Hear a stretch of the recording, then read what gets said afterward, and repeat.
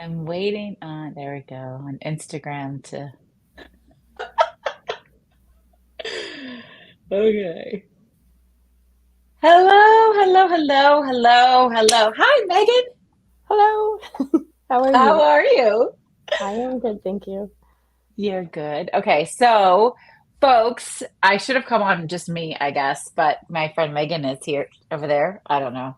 That's funny. It's nice. Unexpected last minute, I invited Megan to come on and do a live hot seat coaching session. There's a particular issue that she wants to work through, and I thought it would be fun to do it live and share it. So we should be live on Instagram, Facebook, YouTube, LinkedIn.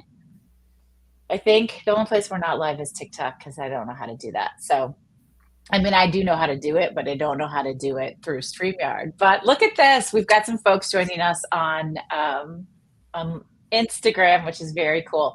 So, Megan, the reason I invited you to come on live today is I'm hoping to give folks a little bit of a inside peek at what working with me is like, especially some of the things that you can expect inside the accelerator, which is coming up. We're starting next week, and you were excited. I think you can speak for yourself to come and do that. But would you want to tell folks who you are and maybe what your experience with me is and why you wanted to pop in the hot seat today? Sure. So I've worked with Heather for about a year as one of her coach on call clients. So we've dived in quite a lot into things like the human design. So I'm excited to do a little bit more work there, as well as the NLP work. We've done a bunch of that.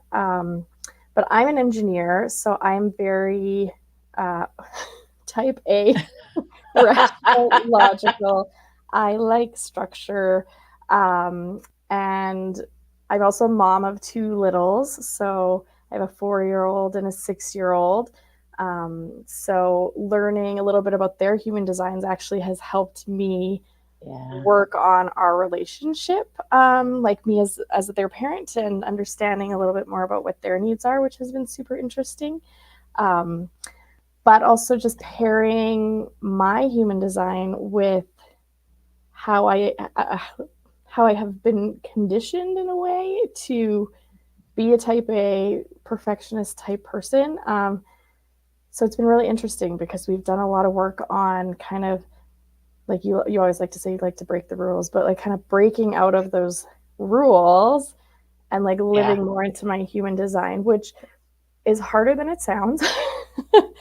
But Yeah.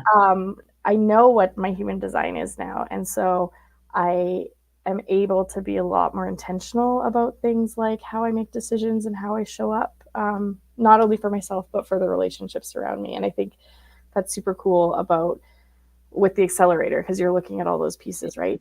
Yeah, we sure are. Thanks for all of that insight, Megan. What I love about you, Megan is always the first person to say yes whenever I throw a new idea out or I try something. You're like, yeah, let's try it. Let's try it. And before we go in, we're gonna actually coach and do some NLP stuff. But before we do that, um, I would love to just have you speak to, yes, for the accelerator, we are focusing on human design. We're sprinkling in the BRAVE method, which is my method to problem solving, dreaming, designing, building, and actually having a life that you love, and some of the subconscious reprogramming elements. Would you tell folks, and I have not prepped Megan on this question, I'm not leading the witness here, I promise, what you thought of human design and NLP before you started? Because you said yourself, you're very type A, you are an Yeah. engineer, you like facts, like all of that. So, what did you think of all of this before you started doing it? Yes, I've always been interested in what I would call, and many would call, kind of the woo woo sort of things. And Yeah. when I first heard about human design, um, and even like the subconscious reprogramming and that, it definitely fell into that bucket for me. So I was curious about it, but I was also like, how real is it? Like, is it, is it is it really gonna make, or is it like well, I'm a Taurus in astrology, right? So it's like, I mean, some of those characteristics do fit me, but then also not. So I Yeah. was a little skeptical, I will not lie, but I will say, because one of the first things we did when we started working together was my human design chart, and we went through it together. Hmm. Hmm. And I found it extremely affirming in terms of a lot of my tendencies or things that um, either I already knew about myself or I suspected about myself. And then you were able to give me, some, I don't know, backing to say, yeah, that Yeah. actually fits for you. And it Yeah. also helped identify some of the, what I would call some of my struggle points, maybe, or some of the more like what I had previously classified maybe as a negative piece Oh, of yeah. myself. Yeah. Um, and you were able to like frame those things through my human design chart in a way that like either didn't feel negative, but also just made sense in terms of, oh, those things are because I'm out of alignment with my human design. In many cases, that's what it was. It was like Yeah. when we go through my chart in a sec, like my not self theme, they call it. So when you're out of alignment, some particular state shows up for you depending on what your chart is. Mine's anger. And I had internalized anger as like a personality trait all through my life because people always said, oh, she just has rage. She's angry. So it actually like affirmed the fact And that it's, Megan is the oh, kindest, sweetest, gentlest person. You are so not an angry person at right, all. right. But I realize I was angry and ragey because I was so out of alignment. So now I recognize when like really strong anger comes up for me, it's because I'm not in alignment with myself and my design. And so that was actually also super reaffirming because I had Huge. truly internalized that as like a personality trait. And I didn't love I it, love but that. that's why it would show up for me. So Yeah. Oh my gosh, that makes so much sense. And that's exactly what I hear from most people is it gives you the language to understand why you behave a certain way and why maybe that feels terrible or great. Sometimes you're like, but that's not supposed to feel good. Well, if you're a manifesting generator and you're changing your mind all the time, you're like, but that's not supposed to feel good. Yes, it is. That for you. And as a manifester, right, informing, telling people, because it's very contradictory to be female in the world and to be a manifester because manifestors are here to inform. And so you need to know this. What you do with this information is not my business. Women are supposed to, you know, not do that. So, and you have this high powered job. So, sort of finding out how to do that and what the right timing means and all of that. So, thank you so much for sharing that. Well, what is the topic that you would like to do a little human design digging and subconscious reprogramming on today? so I am a manifester. I'm a 6'2". No, people may or may not know this or know what this means when I say Join this. the accelerator. I'll tell you all about it. I'm a 6'2" manifester, and I have an emotional authority. So that relates to how I make decisions. So I struggle with feeling like I need to make a decision really like impulsively and immediately. Um, when my emotional authority actually says that to make better decisions that are more in alignment with myself, I need to ride through the emotional wave and then wait for the weight in my body to see where the decision comes out, versus feeling like I need to make a decision right now. And not all design types are like that, but my type is, I'm supposed to wait, and I'm not very patient. So I would love if we could do some work around um, feeling good about waiting through and letting the feelings happen Yeah. and having that patience before I make a decision, and to kind of get away from that feeling of like it's like the FOMO, right? The fear of missing out, that I need to You decide don't act now fast. if I don't act fast. Um, and part of it too is like that's my brain. My logical brain is like, oh, but, and it'll try and Yeah. tell me all these reasons why I should decide right now, but that's not necessarily going to be in alignment with what I want, or even making decisions about like what I feel in my schedule. Oftentimes I'll be like, yeah, that sounds great. I'll do that. Sure. And then later, like a day or two later, I'm like, oh, I should not have said yes to that. I don't have the Yeah. capacity, or I don't have the energy, or it's just right. But in the moment, I'm like, yes, sure, let's do it. But that's my head talking and not my design and my body telling me. Yeah. So before I pull up your chart, I do have it here for folks to look at so we can talk about a couple different points. I did a little of the work in advance because we wanted to maximize our time together. Do you know for you, do you have a physical body tell when something is for you or not for you? Yeah. Um, I feel it in my stomach, like in my gut. Um, I just, how do I describe that feeling? I just know. And I generally also feel like a lightness off my chest. So if it's right, like Mm, the heaviness will drop into my, more into my stomach, and the lightness will come off my chest. Um, okay. yeah. Yeah, I love that. And so when you're describing making impulsive decisions that you then later regret, are you aware of one of those body sensations that you then push away and ignore if you're paying attention? Yeah, I would say I do get, so I get like, I'll get the tightness in the chest. So if it's in the chest, it's usually a, like I don't know yet, or it's a no. Um, but what'll happen is my Mhm. brain will just go warp speed. Like, so sometimes the physiological signs will come with it. So like the heart rate goes up, and like, um, maybe I get, I don't know, a little sweaty, or, just the physiological, like excited, like heart pounding kind of things happen. But those aren't the yes that my body tells me. Those are the, Those aren't the yes. yeah. Yeah. Is there an identifiable reason that you say yes quickly that you can think of?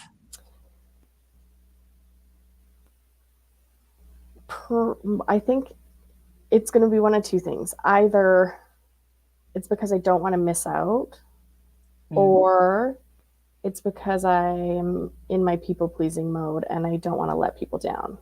So it's going to, yeah. depending on what the decision is, it's going to show up in one of those two ways.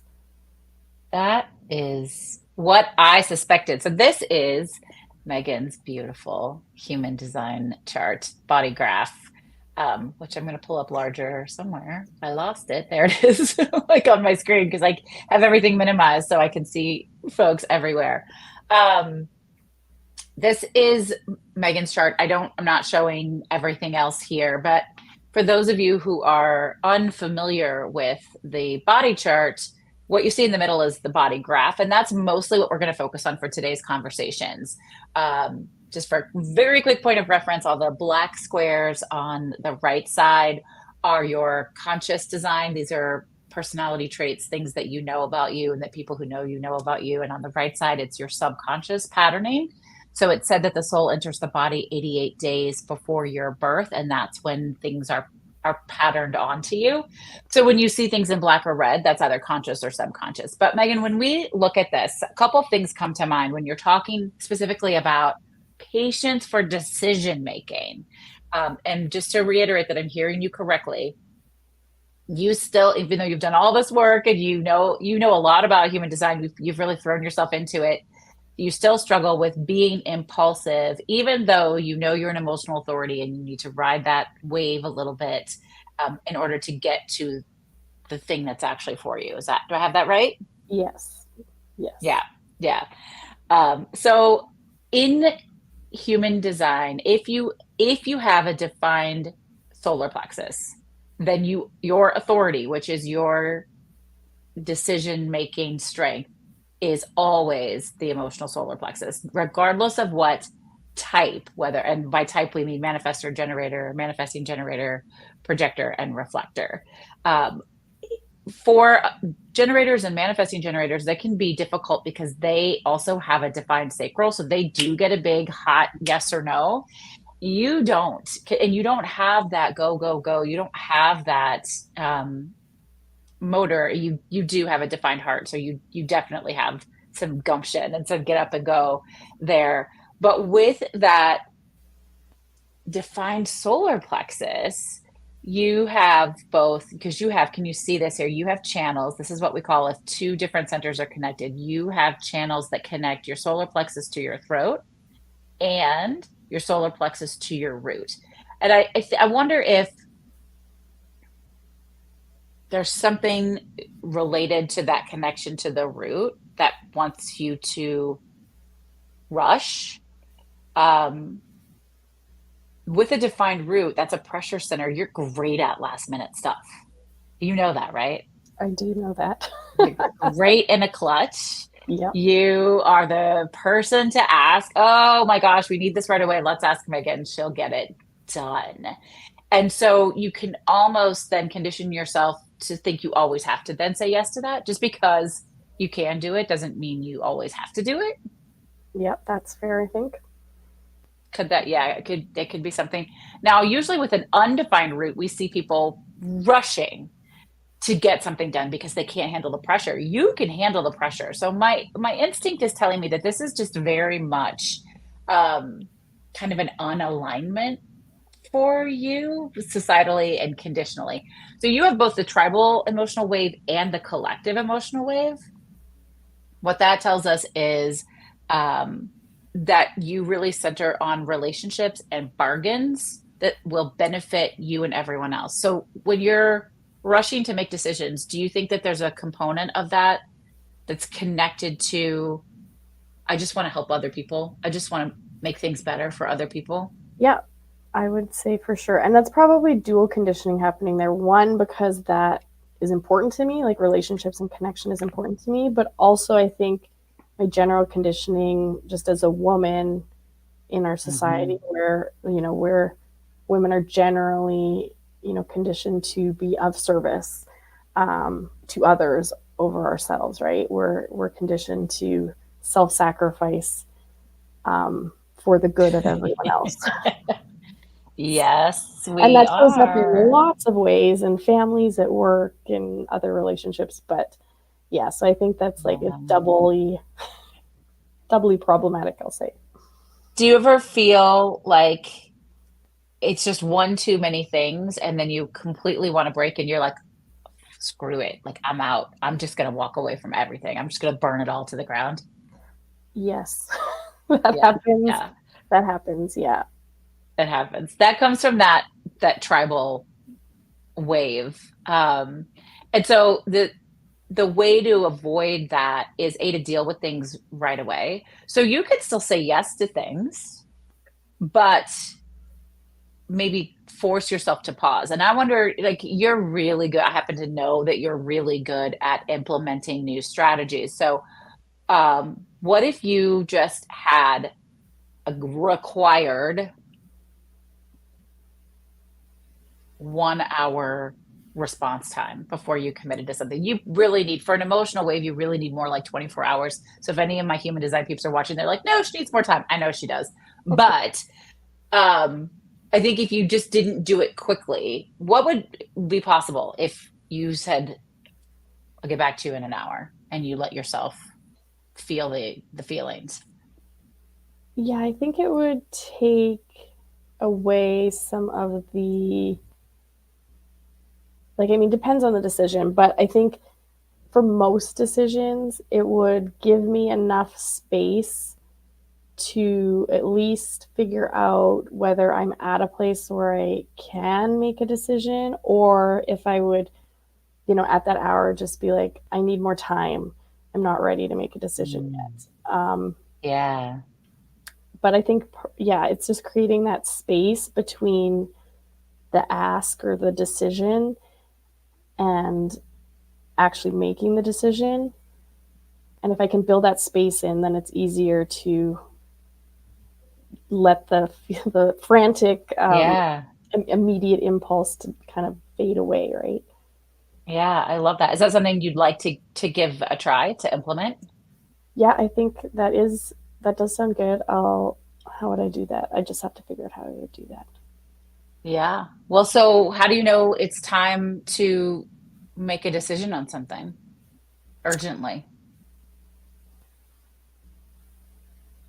I think if I start to like I can so I see where you're going with this. um, if I pay attention to my body and I'm sitting in this place of like and I feel the physiological changes that we talked about earlier, and I feel, maybe there's a tightness or if I feel like my brain is taking over the decision, that's probably a pretty good cue to say, maybe I should give myself a little bit of space and time here. Yeah. So can you describe that sort of physical sensation? You feel just to repeat what you said, you feel like you get warm, you get flushed, your heart races a little bit. Is there anything else that shows up? I def I will definitely get the racing thoughts will start. So, Okay. um, and I'm pretty good now, I will say, because I've dealt with anxiety. I'm pretty good at stopping the thoughts before I go down the like crazy spiral of anxiety. So I think I could probably like double up on that because I already do that a little Yeah. bit, but just like use that same skill, I guess, Yeah. when I I'm in. mean, what would be possible if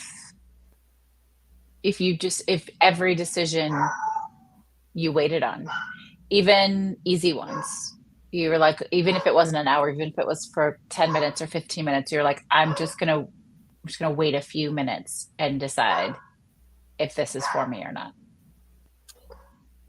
Yeah, I think that would open up a lot of space in my life because I think I would be a lot more aware of if I'm choosing something that fits with like Megan, the person, as opposed to Yeah. either it's like, well, with the impulsive desires, the conditioning, I had a conversation with my boss earlier today because we're dealing with a situation and I was a little bit upset about it. And he was wonderful. And he told me, he's like, one word that comes up a lot. And he's like, is should. You should do. He's like, you Mm. say it a lot. And he's like, and I can see it because I'm on the outside, like, looking at you as you say this. And it should keep coming up. And I think that by creating that space, I would be able to knock down a lot of the shoulds. So Yeah. then And it how will you know when you've been successful at not committing quicker than you're ready to? I think in general, I would probably like I'd feel it in my body, obviously, that I feel that yes more fervently, more regularly. And I think I would also be able to get away from a lot of the regret because Yeah.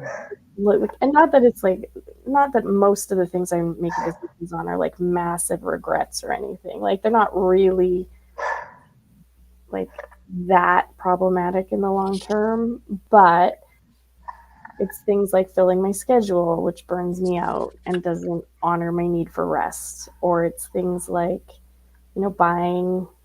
spending money on things maybe I would rather spend on other things. Or maybe it's, Hmm. um, yeah, getting away from the people pleasing so that I can make more space for myself. Yeah. Yeah. So, and that shows up so for folks who are new here and for you as well, you can either have a defined center that's aligned or a defined center that's unaligned, or you can have an undefined center that's aligned or unaligned.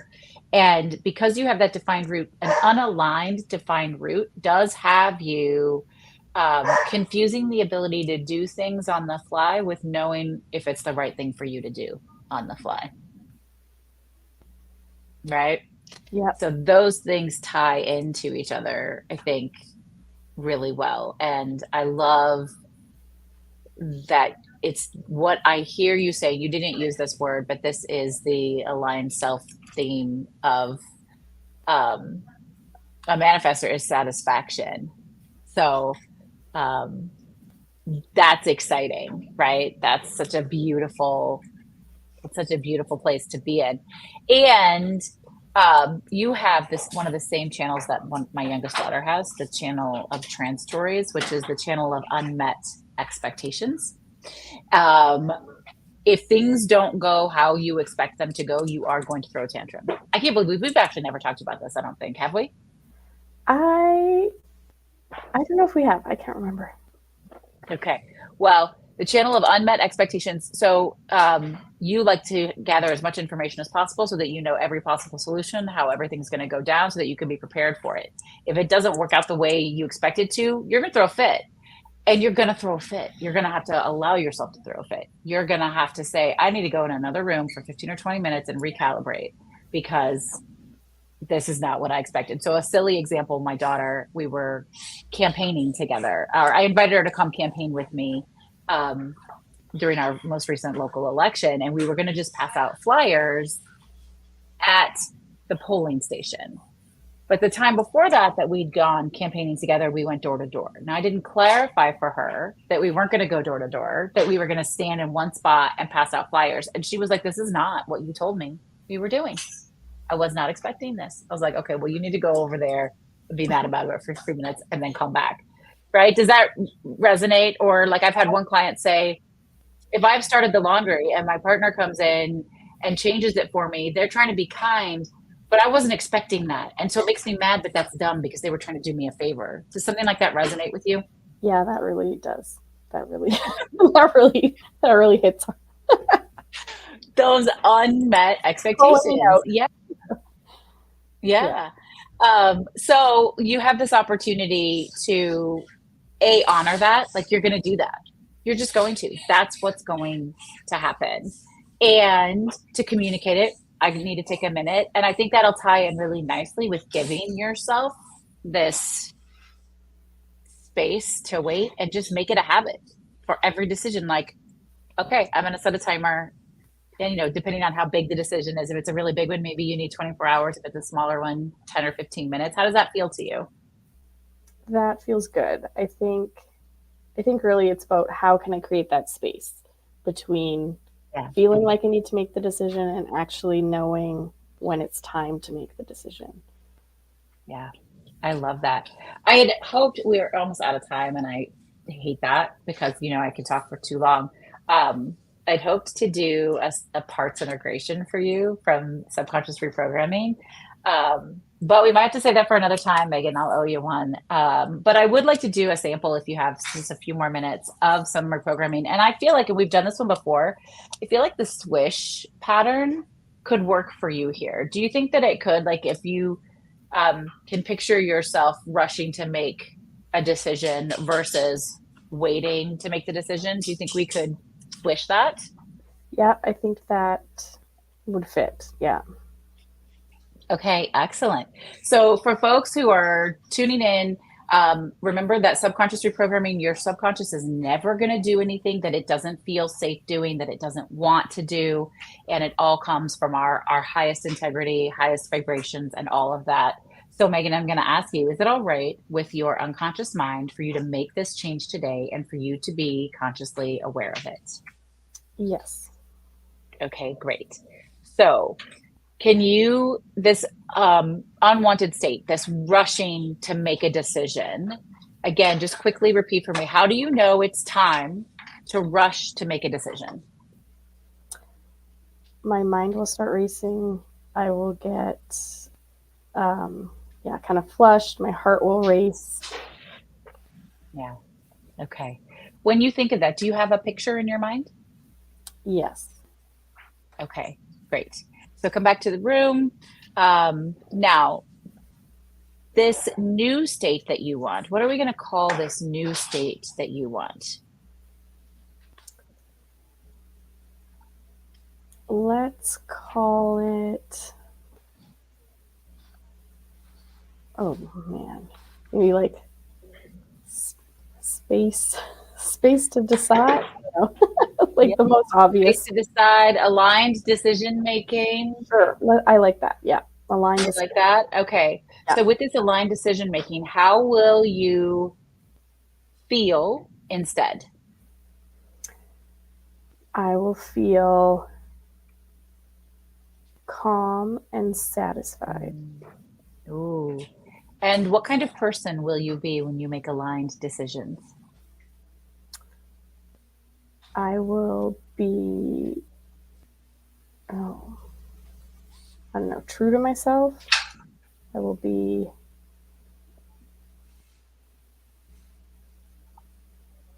yeah, I don't know, in alignment. I'll just know that In alignment. Yeah. Will you be more peaceful? yes, Will you feel more confident? yes, Okay, great. So when you think of this aligned decision making, do you have a picture? yes, Okay. So now I want you to really focus in on that picture of this aligned decision making. And I want you to step into your body and look through your own eyes. And if it's bright, turn the dial and make it dim. If it's dim, make it bright. If it's focused and really clean and crisp, turn it and make it a little bit fuzzy. If it's color, make it black and white. If it's still, make it moving. Whatever you need to do to just shift it over and over until it feels like the very best picture, the very best state of being you can ever imagine. It's going to feel so great to be making aligned decisions. Do you have it just tuned in perfectly? yes. Okay, great. Now, go back to the room for me, and I want you to step out of the picture and see your body in the picture. Can you see your body in the picture from the outside? Yep. Okay. Now we're going to clear the screen. I'm going to come back, shake it out for a second. Sometimes we say, did you smell popcorn? Do you smell popcorn, Megan? No, but I wish I did. All right. So now I want you to bring back that old state of rushed decision making. And I want you to step into the picture so that you're fully associated, so that you're looking through your own eyes. And I want you to have that fill the entire screen in your mind. You have that? Yep. Okay. So now what we're going to do is take the picture of the new state, the desired state, which is this aligned decision making, and we're going to make it really small and put it in the lower left hand corner. And when I say the word swish, I want you to visually bring up the new desired state and make it big and bright and bold on the screen while the old picture rapidly shrinks to a distant point until it completely disappears. And this is going to happen as quick as 1, 2, 3. Are you ready? Yep. Okay. So you've got the old state, the new state's in the bottom corner. 1, 2, 3, swish. Good. Open your eyes, close your eyes, bring up the old state, bring up the new state. 1, 2, 3, swish. Great. Open your eyes, close your eyes, bring up the old state, bring up the new state. 1, 2, 3, swish. Great. Open your eyes, close your eyes, bring up the old state, bring up the new state. 1, 2, 3, swish. Great. Open your eyes, close your eyes, bring up the old state, bring up the new state. 1, 2, 3, swish. How are you feeling? Now, when you think about that old state of being, that old rapid decision making, what's different now? It feels far away. It feels far away. Okay, so let's go out into the future. which if it would have happened in the past, you would have rushed to make a decision. What happens now instead? Now I pause and give myself space until I feel that knowing in my body. Mm, excellent. I love that. What do you think of the swish pattern? What do you think of that? We've done that one before, and I think Yeah, you said it really stuck, right? it did. Yeah, it did work. It's kind of weird to do. It is weird. I've had it done on me too. It Yeah, is and so weird, right? yeah, like just like the pictures flipping around in your mind. But I do think like I've used like we've done it previously, and when we did it previously, like I actually see that in my mind when the decision or because I think we Mm, did it around my phone. It was my phone picking up my phone in the morning instead of doing my journal. And now I hmm. literally will see it in my brain when I go to reach to my phone. I will like see the flip image of like grabbing my journal instead. So at least I have to. Love So that. then, if I want to override that, then I have to like consciously be like, no, I'm going to pick up my phone instead of. But I Ooh, can I see love like it. I can see the image flip in my head, which is kind of wild. But yeah, it works. That's so cool. Yeah, I love that. Well, I can't wait to hear how this goes. So give yourself patience and space to have a little tantrum if you need to. Be super, you're so good dropping into your body and going, wait, wait, wait, what's this physical sensation? Hold on, I'm going to wait. I'm not going to make a decision. But hopefully, neurologically, we've just done some repatterning and reprogramming, and it just becomes so much easier. So, do you promise to come back and let us know how we'll touch base in a week or so? You can tell me how it's Yes, gone. sounds good. We will do that. Awesome. How was this? Did you enjoy it? Yes, this is fun. I always like the NLP work because it seems kind of wild, but has been really effective. So yeah, Good. always. Yay. I'm glad. And we are bringing that NLP work in to the accelerator. So if you know anybody who wants to join the accelerator, um, let them know. We've got it's a week from tomorrow is when we start. So there's still some space available. And I would love to have everyone there. And Megan, you are a trooper and a wonderful friend. You're a Spark Collective member. So if you guys want more of Megan, which everybody should want more of Megan, you can find her in the Spark Collective. And I will see you all soon. Thanks so much, Megan. Thank you. Take care, friend. Bye.